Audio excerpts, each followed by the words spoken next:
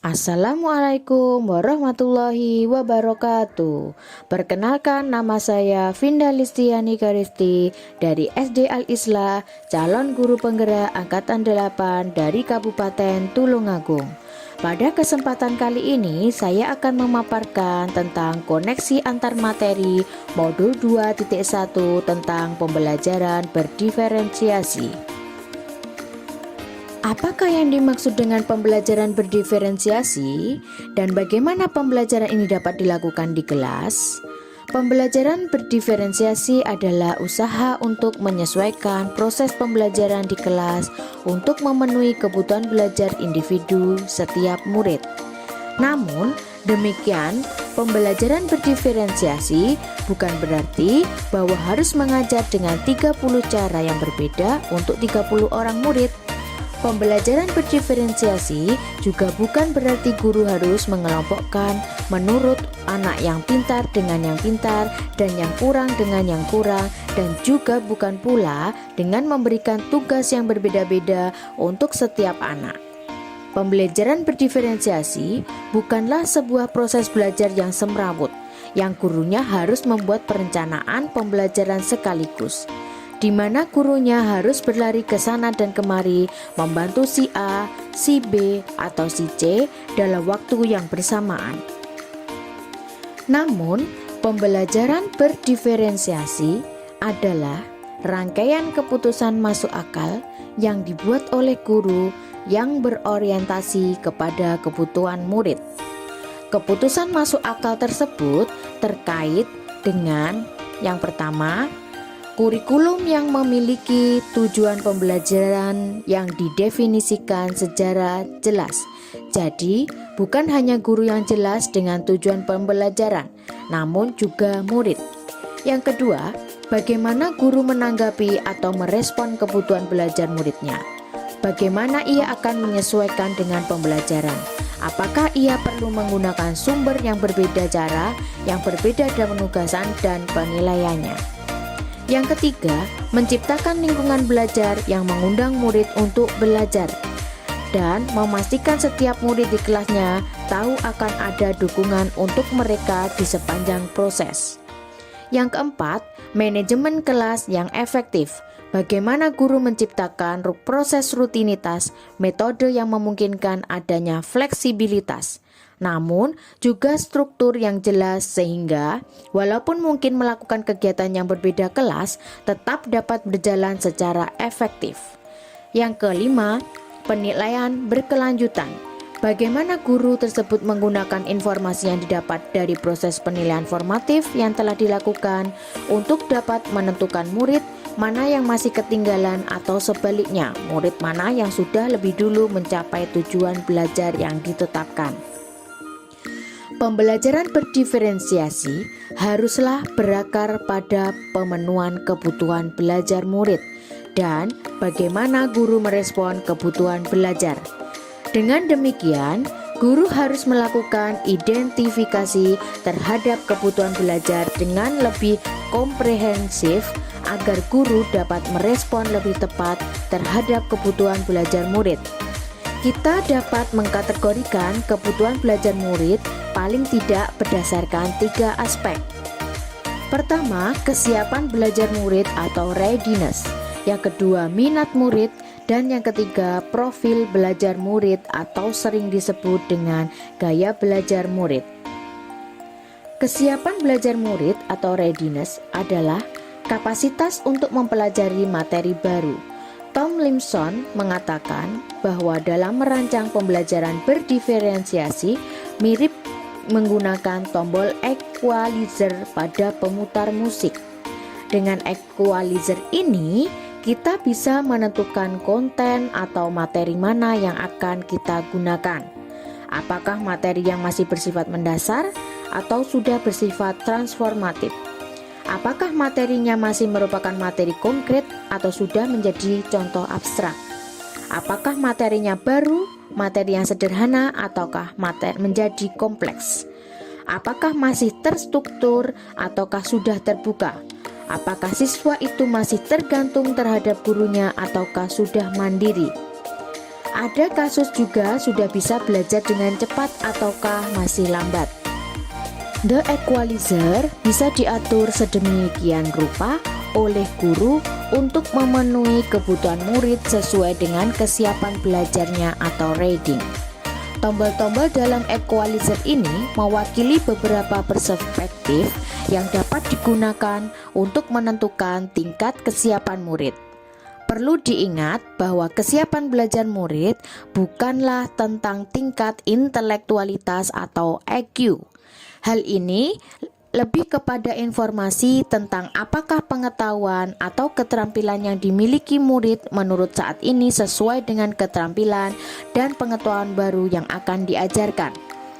Adapun tujuan melakukan identifikasi atau pemetaan kebutuhan belajar murid ini berdasarkan tingkat kesiapan belajar untuk memodifikasi tingkat kesulitan pada bahan pembelajaran sehingga dipastikan murid terpenuhi kebutuhan belajarnya.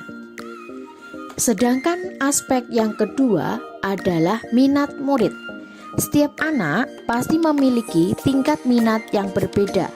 Minat merupakan suatu keadaan mental yang menghasilkan respon terarah terhadap suatu situasi atau objek tertentu yang menyenangkan dan memberikan kepuasan diri.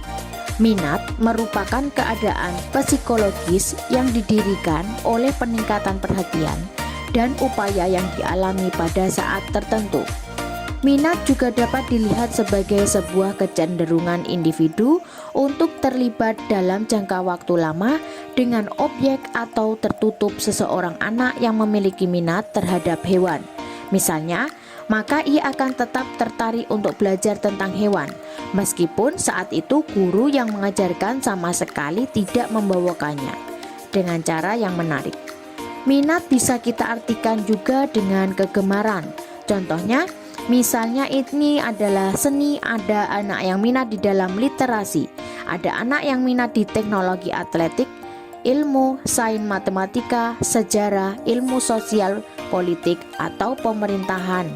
Ada yang minat dengan bisnis, ada yang minat dengan musik, ada yang suka dengan teater, atau mungkin jalan-jalan atau budaya.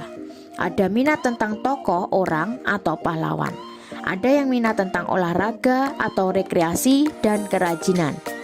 Kemudian, minat juga bisa diwujudkan dalam bentuk ekspresi. Ada yang menyukai ekspresinya secara lisan seperti misalnya pidato, drama, museum. Kemudian, ada ekspresi yang secara tertulis, ada ekspresi yang berupa rancang atau bangun, ada yang artistik, hanya grafis, lukis, butuh grafik ilustrasi dan sebagainya. Ada juga yang abstrak tentang teori, rencana, dan juga ekspresi tentang layanan masyarakat. Aspek yang ketiga dalam pemetaan kebutuhan murid adalah profil belajar. Profil belajar terkait dengan banyak faktor, diantaranya 1. Preferensi terhadap lingkungan belajar. Misalnya terkait dengan suhu ruangan, tingkat fisiknya, jumlah cahaya, apakah lingkungan belajarnya terang atau sedikit redup. Seperti ini contohnya, mungkin ada anak yang tidak dapat belajar di ruangannya terlalu dingin, mungkin terlalu bising, atau terlalu terang. Yang kedua, profil belajar. Ini juga berpengaruh pada budaya. Ada yang kadang santai, ada yang suka terstruktur, yang pendiam, ada yang ekspresif, ada yang personal, ada yang impersonal. Kemudian yang ketiga adalah preferensi gaya belajar. Gaya belajar adalah bagaimana murid memperoleh proses mengingat informasi baru. Secara umum, gaya belajar ada 3, yaitu gaya belajar visual, auditori, dan kinestetik. Visual itu belajar dengan melihat. Jadi, anak yang suka belajar dengan hanya melihat gambar. Jadi materi yang disukainya misalnya gambar PowerPoint, diagram, mungkin juga termasuk video, catatan peta, tampilan grafik, dan sebagainya. Ada anak yang menyukai auditori, lebih jelasnya suka belajar dengan mendengarkan guru atau mungkin membaca dengan keras, mendengarkan pendapat saat berdiskusi, atau mendengarkan musik. Gaya belajar yang terakhir adalah kinestetik. Jadi belajar sambil melakukan, misalnya bergerak dengan menggerakkan anggota tubuh, dengan kegiatan berkarya dan lain sebagainya. Mengingat bahwa murid-murid kita memilih gaya belajar yang berbeda-beda, penting seorang guru untuk berusaha menggunakan kombinasi gaya belajar ini tidak hanya visual saja, tidak hanya audio saja, ataupun bisa jadi kinestetik saja. Ini harus dicoba juga secara bervariasi. Kemudian, profil belajar yang terakhir adalah kecerdasan majemuk atau multiple intelligence. Jadi, ada anak yang memiliki kecerdasan majemuk atau memiliki kecerdasan misalnya visual, spesial, musikal, body kinestetik, intrapersonal, ekstrapersonal, verbal linguistik, naturalis, dan login matematika. Kemudian, dalam penerapan pembelajaran berdiferensiasi, ada 3 strategi yang digunakan. Yang pertama, diferensiasi konten. Yang kedua, diferensiasi proses. Dan yang ketiga, diferensiasi produk. Diferensiasi konten berhubungan dengan apa yang diajarkan pada murid dengan mempertimbangkan pemetaan kebutuhan belajar tadi. Mungkin dalam aspek dapat belajarnya, aspek peminatnya, ataupun belajarnya, ataupun kombinasi ketiganya.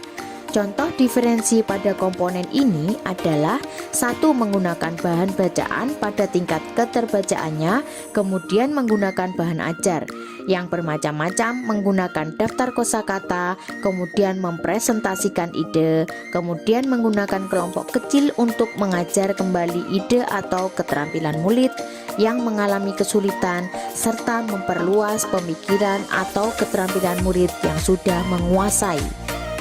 Kemudian, diferensiasi proses. Dalam kegiatan ini, guru perlu memahami apakah murid akan belajar secara berkelompok atau secara mandiri. Guru menerapkan jumlah bantuan yang akan diberikan kepada murid-murid. Siapa sajakah menurut yang mendapat bantuan, siapa saja yang membutuhkan pertanyaan pemandu, dan selanjutnya belajar secara mandiri. Semua hal tersebut harus disesuaikan dengan pembelajaran yang akan dirancang. Contoh diferensi proses adalah untuk menggunakan kegiatan berjenjang mahasiswa bekerja dengan kemampuan atau penampilan yang sama, serta melanjutkan dengan berbagai tingkat dukungan, tantangan, dan kompleksitas yang berbeda. Kemudian menyediakan resep minat yang mendorong siswa untuk mengeksplorasi diri dan mengembangkan agenda pribadi daftar tugas yang ditulis oleh guru yang harus diselesaikan selama waktu yang telah ditentukan. Menawarkan hubungan langsung bagi murid yang membutuhkan. Kemudian memvariasikan waktu yang dibedakan menjadi sesuatu. Yang terakhir adalah diferensiasi produk. Produk adalah hasil pekerjaan atau unjuk kerja yang harus ditunjukkan pada guru. Produk adalah sesuatu yang ada wujudnya, bisa berbentuk karangan, tulisan, hasil tes, pertunjukan, presentasi, pidato, rekaman, diagram, dan sebagainya. Yang paling penting, produk ini harus mencerminkan pemahaman murid yang berhubungan dengan sistem pembelajaran yang diharapkan. Cara mendiferensiasi produk dapat dilakukan dengan berbagai cara, dengan mempertimbangkan kebutuhan belajar murid terlebih dahulu. Dengan berbagai cara, dengan mempertimbangkan kebutuhan belajar murid terlebih dahulu sebelum memberikan penugasan.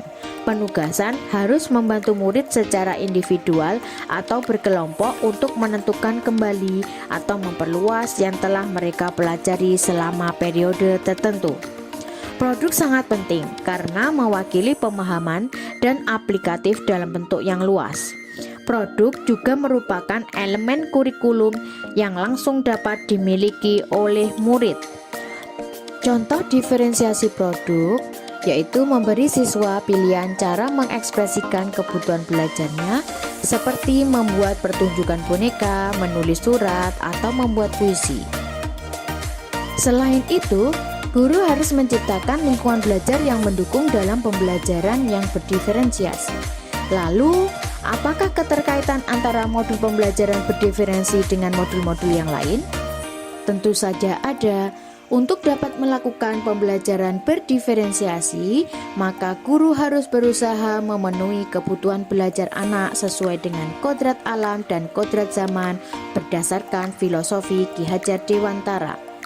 Dalam melakukan pembelajaran berdiferensiasi, seorang guru penggerak harus berpihak pada murid, reflektif, mandiri, kolaboratif, dan inovatif untuk menciptakan pembelajaran-pembelajaran berdiferensiasi agar dapat memenuhi kebutuhan belajar murid.